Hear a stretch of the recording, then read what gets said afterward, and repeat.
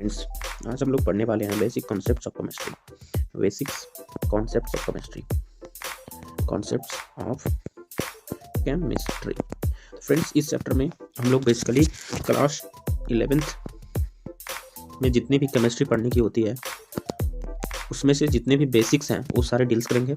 ये जो हमारा रहेगा वो IIT जिसका जे जो एग्ज़ाम है वहाँ तक की लेवल को टच करेगा, ये मैं गारंटी देता हूँ। और इसे हम लोग फ्रेंडली तरीके से पढ़ेंगे, वेस्ट ऑफ वेस्ट तरीका से मैं पढ़ेंगे, हम लोग इसे पढ़ेंगे। अब सबसे पहले फ्रेंड्स देख लेते हैं कि केमिस्ट्री जब आता है तो केमिस्ट्री को हम दो लेवल पे डील करेंगे। इसमें एक तो है एनसीईआरटी जो हमारा है उसके सारे कॉन्सेप्ट्स को हम लोग डील करेंगे ही करेंगे।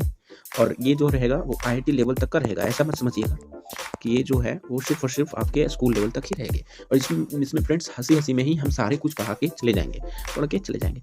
ये तो हो गया। और दूसरा रहेगा IIT लेवल्स का, दूसरा IIT लेवल एनसीईआरटी। तो एनसीईआरटी के सबसे फर्स्ट टॉपिक है हमारा इंपॉर्टेंस ऑफ केमिस्ट्री।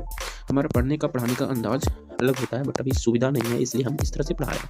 अब पैनिक मत होइएगा। नोट्स वगैरह बनाना है तो हम डिस्क्रिप्शन में PDF वगैरह सारा अपलोड कर देंगे, जिससे आप नोट्स तैयार कर सकते हो और नोट्स आसानी से तैयार कर सकते हो। और चाहें तो पहले लेक्चर देख ले, फिर नोट्स को पढ़ें, फिर से एक बार लेक्चर देख ले ताकि अच्छा से याद आ जाए। देखिए फ्रेंड्स, इंपॉर्टेंस ऑफ केमिस्ट्री अभी बताने से पहले मैं ये बताना चाहता हूँ कि आपका जो ये बेसिक कॉन्सेप्ट ऑफ केमिस्ट्री है इसका कम से कम तो बेसिक कॉन्सेप्ट ऑफ केमिस्ट्री अगर जो आप रोज़ 20 मिनट मेरे चैनल को देंगे तो आपको मैं गारंटी देता हूँ कि लगभग 20 दिन में आपका बेसिक कॉन्सेप्ट्स जो है, जितना कॉन्सेप्ट्स आपको 10th तक होना चाहिए और जितना 11th में होना चाहिए, मतलब बेसिक कॉन्सेप्ट्स पूरे बढ़िया से IIT लेवल का जो कि मैं पढ़ा था अपने टाइम में उस लेवल पे आपको सारी जानकारियाँ दे दूंगा। उसी नोट से दे दूंगा जो जिस नोट से मैंने हज़ारों लाखों के सब्सक्रिप्शन दे करके लेकर के पढ़ा था बायजूस से, और उसी लेवल पे मैं आपको पढ़ाऊँगा, उससे नीचे नहीं रहेगा। तो इसमें आप बेफिक्र होकर देखें और ज़्यादा कुछ नहीं, पढ़ाने का तरीका बहुत ही यूनिक है, पूरा वीडियो देख के ही जाए। चलिए स्टार्ट करते हैं। सबसे पहला इंपॉर्टेंस ऑफ केमिस्ट्री। तो इंपॉर्टेंस ऑफ केमिस्ट्री हमारे एग्जाम में तो बोर्ड्स में 12th के बोर्ड्स में ही आएंगे।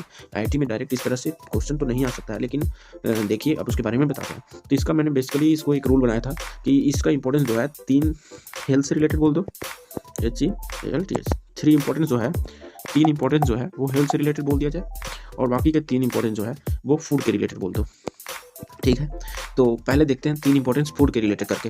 तो मतलब इसको 6 इंपॉर्टेंस टोटल हमको याद कर लेंगे और पता भी नहीं चलेगा। पहला 3 फूड से रिलेटेड है। कैसे? तो एग्रीकल्चर पे आ जाओ। तो एग्रीकल्चर में हम लोग फर्टिलाइजर के यूज़ करते हैं। एग्रीकल्चर में हम लोग फर्टिलाइजर यूज़ करते हैं जिसमें भी केमिकल ही होता है, और केमिकल कहाँ से आता है? केमिस्ट्री से ही आता है। तो ये भी हमारा एक इंपॉर्टेंस हो गया कि एग्रीकल्चर को फर्टिलाइजर वगैरह बनाने के लिए हमारा केमिस्ट्री ही देता है। तो फूड के लिए हो गया एक। दूसरा फूड के लिए हो गया कि फूड को स्टोर करने के लिए, फूड ग्रेन्स को स्टोर करने के लिए, समझ गया। और एक और क्या हो गया? ट्रांसपोर्ट करने के लिए, फूड प्रिजर्वेटिव के रूप में भी हम लोग यूज़ करते हैं। वही हो गया फूड को स्टोर करने के लिए। फूड ग्रेन्स को वहाँ पे फूड प्रिजर्वेटिव्स, ये हो गया हमारा भोजन को प्रिजर्व करने के लिए। सोडियम बेंजोएट नाम का एक केमिकल आता है जिसको यूज़ करके हम लोग फूड को प्रिजर्व करते हैं, खराब होने से बचाते हैं, सोडियम बेंजोएट। तो इस तरह से यूज़ करते हैं। अब 3-4 तो मैं फूड से रिलेटेड बता दिया।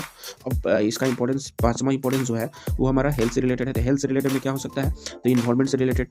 तो सेफर अल्टरनेटिव्स हम लोग केमिस्ट्री की यूज़ करके सेफर अल्टरनेटिव्स का खोज कर सकते हैं। किस चीज़ के लिए सेफर अल्टरनेटिव्स?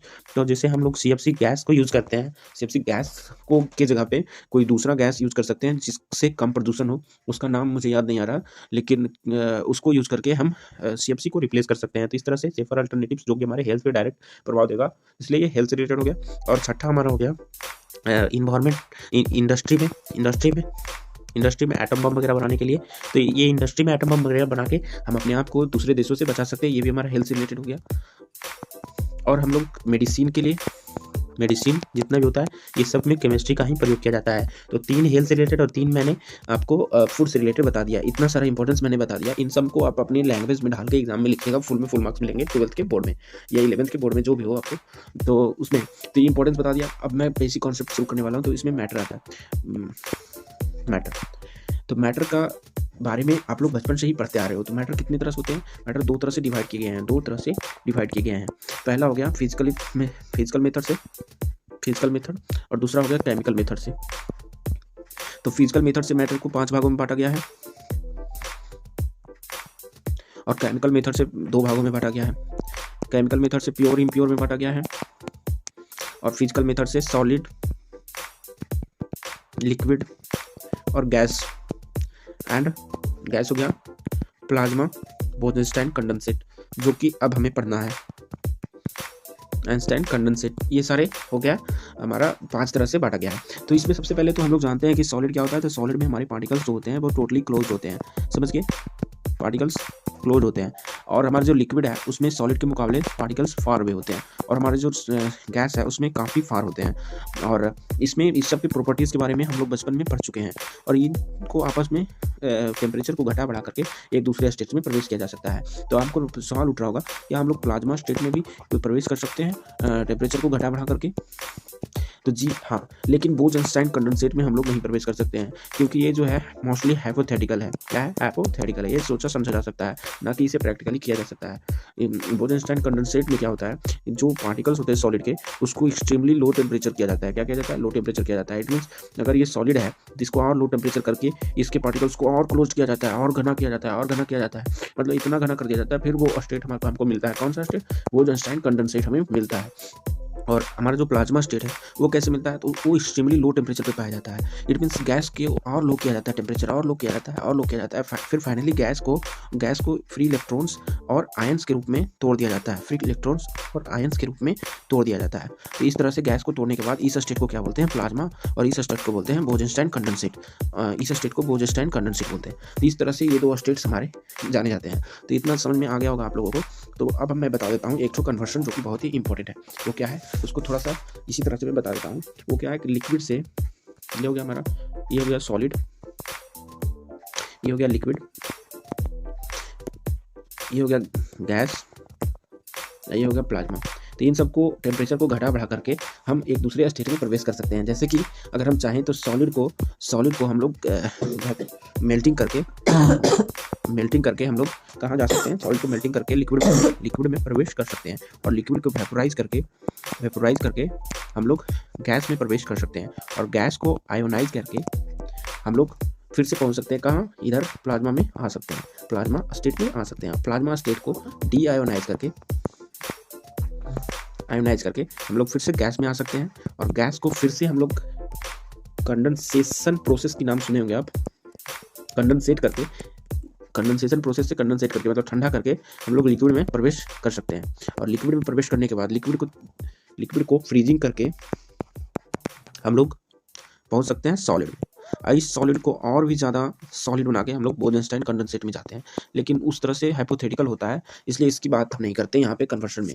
तो इस तरह से हम लोग इस में प्रवेश करते हैं। लेकिन आप लोग जानते होंगे कैम्फर जो है हमारा कपूर, उसको हम डायरेक्ट सॉलिड से गैस में प्रवेश कर जाते हैं, मतलब उसको गर्म करते हैं और डायरेक्ट गैस बना लेते हैं। इस प्रोसेस को बोलते हैं सब्लिमेशन। मतलब अगर हम चाहें तो डायरेक्ट सॉलिड से गैस में भी जा सकते हैं, और गैस से डायरेक्ट सॉलिड में भी आ सकते हैं। उस प्रोसेस को डिपोजिशन बोलते हैं। तो इतना सब कुछ जान लिए। अब देखना है कि प्लाज्मा स्टेट को कहाँ हम लोग पाते हैं। तो प्लाज्मा स्टेट को आप पा सकते हो एक तो लाइटनिंग में, जब लाइटनिंग होती है वहाँ। दूसरा आप लोग चाहें तो मतलब ये जो है मोस्टली इन्वर्स में पाया जाता है, इन्वर्स में प्लाज्मा स्टेट पाया जाता है। अब आपको थोड़ी बहुत कंफ्यूजन हो रही होगी प्लाज्मा स्टेट और बोज-आइंस्टाइन कंडेंसेट के बीच के डिफरेंसेस को लेके। तो दोनों का डिफरेंस हम बता देते हैं। प्लाज्मा हो गया, ये बोज-आइंस्टाइन कंडेंसेट हो गया, दोनों के डिफरेंस को यहीं बता देते हैं। पहला डिफरेंस तो ये है कि ये जो है एक्सट्रीमली हाई टेम्परेचर पे पाया जाता है, और ये जो है हमें एक्सट्रीमली लो टेम्परेचर पे पाया जाता है। इसमें जो कंपोजिशन होता है ये तो हो गया इसका जो हो गया, ये डिफिनेशन भी आप कर सकते हो या जो कहो। और ये जो है इसमें आयंस एंड फ्री इलेक्ट्रॉन्स होते हैं, लेकिन इसमें क्या होता है? इसमें होता है सिर्फ गैस ऑफ बोसोन प्रेजेंट होता है इसमें क्या होता है? आयंस और फ्री इलेक्ट्रॉन्स पाए जाते हैं। इसका जो है थर्ड बात है वो क्या है? ये जो है इन्वर्स में पाया जाता है मेनली, ये तो मैंने बताया ही। और ये जो है मोस्टली हाइपोथेटिकल होते हैं,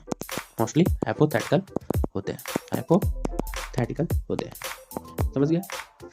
तो ये जो जितने भी मैंने बताया 3 डिफरेंस मैंने दिया, तो तीनों को मैं बता देता हूँ। ये क्या था? ये हमारा था डिफिनीशन मानो, ये हमारा था कंपोजिशन मानो, और ये हमारा था ऑकरेंस। यूनिवर्स में पाया जाता है, ऑकुरेंस। तो इस तरह से हमने इसको देख लिया। अब हम देखने वाले हैं कि मैटर क्या होता है। तो मैटर तो मैं शुरू में ही बता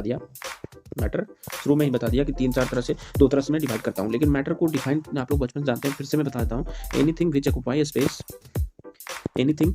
space and have mass is called matter, उसको मैटर कहते हैं। जैसे कि अगर ये एक बॉल है तो ये एक स्पेस भी ऑक्यूपाई करता है और इसके पास मास भी है, तो ये एक मैटर है। बट नॉन मैटर क्या है? जैसे ये तो मैटर है, बट मैटर जैसे अगर हम कहें एज मैटर है तो नहीं, एज मैटर नहीं है, क्योंकि एज कोई स्पेस भी नहीं ले रहा है और ना ही मास है इसमें, तो ये मैटर है। क्या थाउट्स मैटर है? जो हम सोच रहे हैं क्या मैटर है? नहीं, वो भी मैटर नहीं है। क्या लव मैटर है? नहीं, लव भी मैटर नहीं है। क्या हमारा ब्रेन मैटर है? जो कितना ब्रेन पावर है हमारा, वो मैटर है? नहीं, वो भी मैटर नहीं है। कलर मैटर है? कलर भी मैटर नहीं है। तो ये सारी चीज़ें मैटर नहीं है। तो मैटर नहीं है, ये सारी चीज़ क्या है? फीलिंग्स वगैरह है, थॉट्स वगैरह है, ये सारी चीज़ें मैटर्स नहीं हो सकती। एंग्री जो है वो क्या है? वो तो फीलिंग्स है, उस सब को मैटर नहीं कहते हैं। मैटर ये सारी चीज़ होते हैं, समझ गया? तो lightning, solar wind, Arora, fluorescence. जैसे कि अगर आप चाहे तो पहले मैं एक प्लाज्मा का एग्जांपल भी दे देता हूँ। प्लाज्मा का तो मैं एग्जांपल दिया, लाइटनिंग, ठीक है।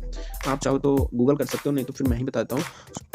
सोलर विंड्स होते हैं, उसमें भी हम प्लाज्मा स्टेट को देख सकते हैं। सोलर विंड्स में अरोरा लाइट्स आप सुने होंगे, उसमें प्लाज्मा स्टेट देखा जाता है। और हमारा जो फ्लोरेसेंट लाइट है, फ्लोरेसेंट लाइट तो आप जानते ही हैं, जो हमारा ये जो ट्यूब लाइट होता है उसमें फ्लोरेसेंट लाइट निकलती है, तो उसमें भी हमारा प्लाज्मा स्टेट पाया जाता है। और हमारा न्यूक्लियर फायरफॉल, ये सब बहुत सारे एग्जांपल है, आप देख सकते हो इंटरनेट पे। बस मैं इतना बता दिया। और क्लासिफिकेशन ऑफ मैटर को मैंने बता दिया, केमिकली और फिजिकली का मैंने सारा डिस्क्रिप्शन दे दिया है, कौन किससे कैसे कन्वर्ट होता है, सब कुछ मैं बता दिया हूँ। अब मैं केमिकली बताता हूँ। केमिकली 2 तरह होते हैं, एक होता है प्योर, एक होता है इम्प्योर। इम्प्योर बोलो या मिक्सर बोलो, बात वही है। तो प्योर में 2 तरह के होते हैं, एलिमेंट और कंपाउंड। एलिमेंट में 3 तरह के होते हैं, मेटल, नॉन मेटल और मेटोलाइट्स। और कंपाउंड में होते हैं ऑर्गेनिक, इनऑर्गेनिक और ऑर्गेनिक इनऑर्गेनिक, 2 तरह के कंपाउंड होते हैं। और मिक्सर होते हैं 2 तरह के, होमोजीनस और हेट्रोजीनस। तो ये 2 तरह के मिक्सर भी होते हैं। अब हम बताते हैं मेटल्स, नॉन मेटल्स और मेटोलाइट्स। ये मैं बाद में बताऊंगा, ये तीनों को तो अलग ही चैप्टर्स में डील किया जा सकता है, लेकिन मैं एलिमेंट का डिफिनेशन आपको बताता हूँ। It contain only one type of particles. Elements क्या होता है? Only one type of particles contain करता है। वो या तो एटम्स हो सकते हैं या मॉलिक्यूल्स भी हो सकते हैं। वो एटम्स या मॉलिक्यूल्स हो सकते हैं, एक ही तरह के मॉलिक्यूल्स हो सकते हैं। तो इस तरह से हो गया। और कंपाउंड जो होता है, कंपाउंड क्या होता है? It contains more than one type of matter, more than one type of particle, ठीक है।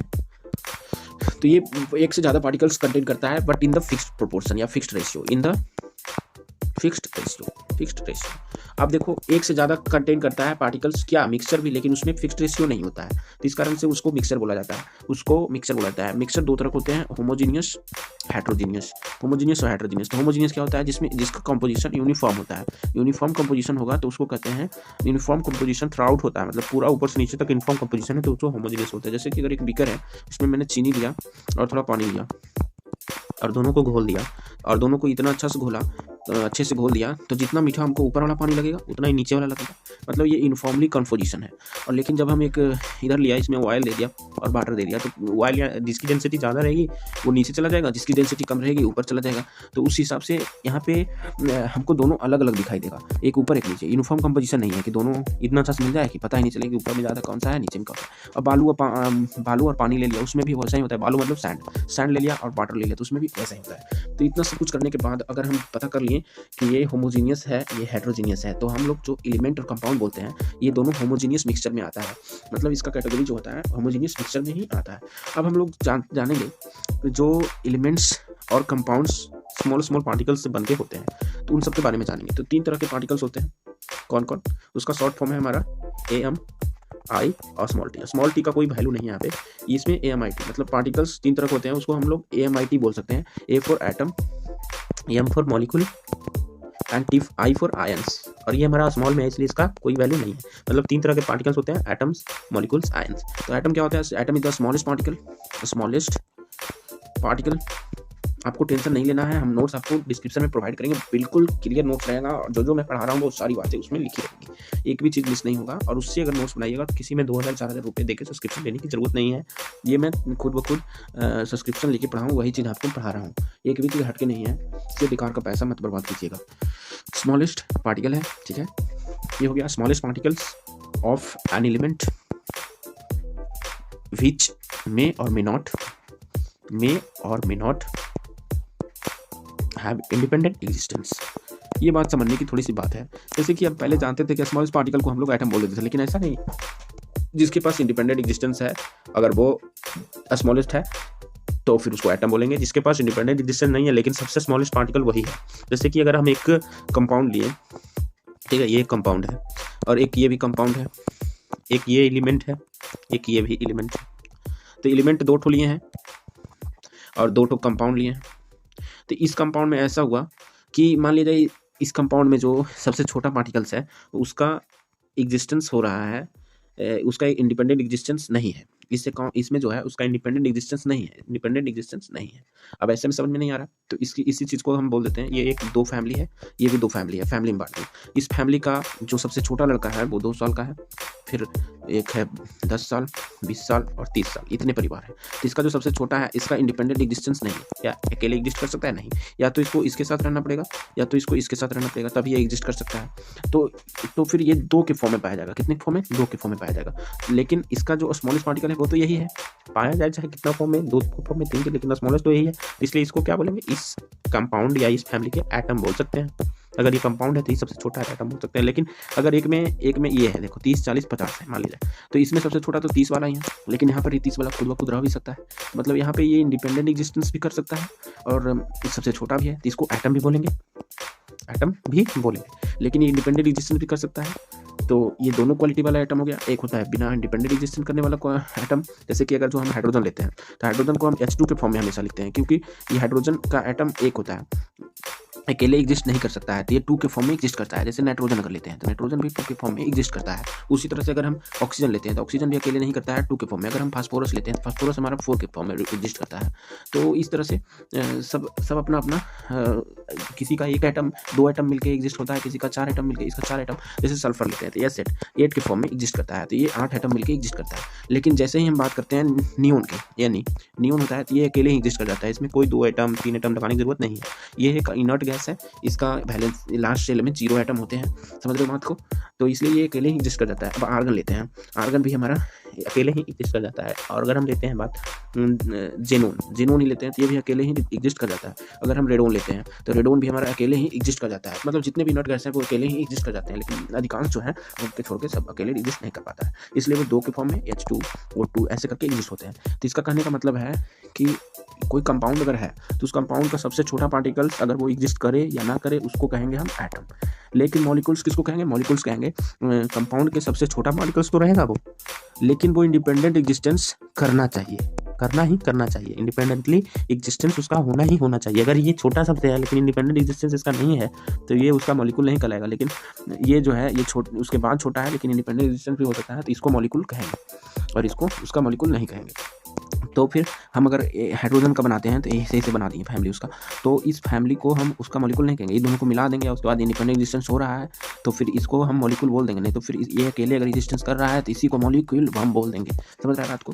तो उसी तरह से अगर कोई फैमिली है जिसमें उसका छोटा जो है वो 30 साल का मानो है तो ये भी इंडिपेंडेंट एग्जिस्टेंस भी कर रहा है, सबसे छोटा भी है। मतलब यही हो गया एटम भी तुम्हारा, यही हो गया तुम्हारा मॉलिक्यूल भी, दोनों काम यही कर देगा। क्या समझा? तो आर्गन में यही सिस्टम है, आर्गन का जो एटम है वही उसका मॉलिक्यूल है। आर्गन, नियोन, क्रिप्टन ये सब जो है ना, इन सब का इनर्ट गैस का जो एटम है वही उसका मॉलिक्यूल है।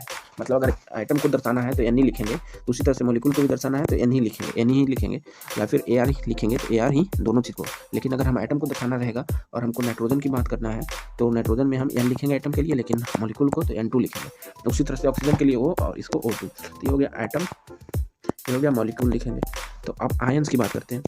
आयंस कुछ नहीं होता है, आयंस में क्या होता है, 2 तरह की चार्ज, या तो इलेक्ट्रॉन लूज कर देता है या तो इलेक्ट्रॉन गेन कर लेता है। तो उस तरह को हम लोग क्या करते हैं कि आयंस हो गया। आयंस मेनली 2 तरह के चार्ज को फॉर्म करता है, एक कैटायंस, एक एनायंस।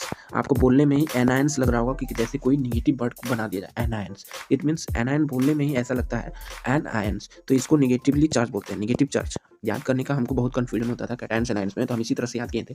एनायंस बोलने में ही थोड़ा सा अटपटा लगता है तो वो निगेटिव ही हो सकता है। अटपटा सीधा साधा नाम, कैटायंस थोड़ा सा आसान लगता है तो वो पॉजिटिव ही होगा। इस तरह से हम याद किए थे। पॉजिटिव चार्ज को हम कैटायन बोलते हैं, नेगेटिव चार्ज को एनायन बोलते हैं। तो इस तरह से आयंस की बात भी हो गई।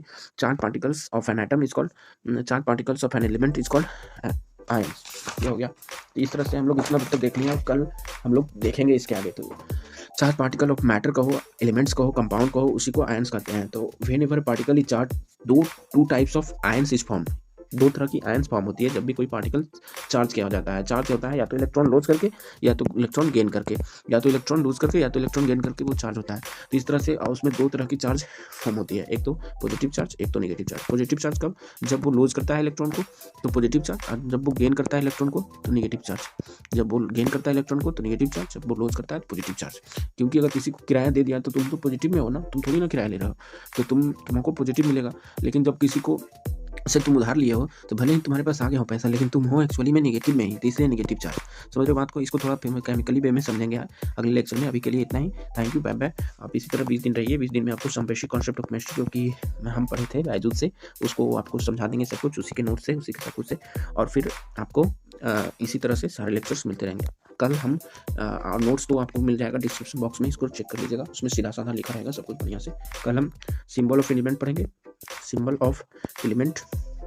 फिर सिंबल ऑफ एलिमेंट में देखेंगे कि जैसे अगर कोई एक्स एलिमेंट है तो उसका ऊपर क्या रहता है, नीचे क्या रहता है, नीचे कैसे डिनोट करते हैं, इस तरह से सिंबल पढ़ेंगे। फिर सिंबल ऑफ कंपाउंड पढ़ेंगे, और फिर सिंबल ऑफ मॉलिक्यूल्स पढ़ेंगे। फिर हम लोग कैलकुलेट करना सीखेंगे न्यूट्रॉन को, प्रोटॉन को और इलेक्ट्रॉन को किसी भी कंपाउंड में, किसी और उसका एक फार्मूला देंगे, MIT देंगे, सब कुछ देंगे।